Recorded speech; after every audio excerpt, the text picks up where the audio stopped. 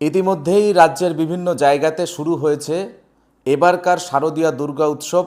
রাজ্যের তৃণমূল কংগ্রেসের নেতা মন্ত্রী ইভেন তাদের সর্বোচ্চ নেত্রী মমতা বন্দ্যোপাধ্যায়কে দিয়ে ফিতে কাটানো শুভ উদ্বোধনের জন্য ইতিমধ্যেই মহালয়ার পূর্বেও একটি জায়গাতে দেখলাম উদ্বোধন হলো, যেটা হিন্দু ধর্মের রীতি রেওয়াজের একদমই পরিপন্থী।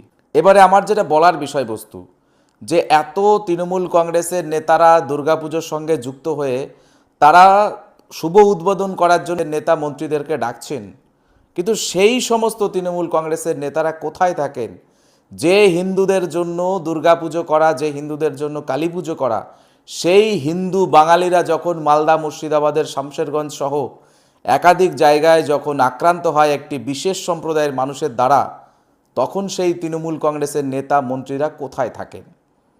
আজকে এই কথাটি বলতে বাধ্য হলাম। যদি আপনারও মনে হয় আমার কথার সঙ্গে আপনি একমত, আমার ভিডিওটি মানুষের সঙ্গে শেয়ার করুন।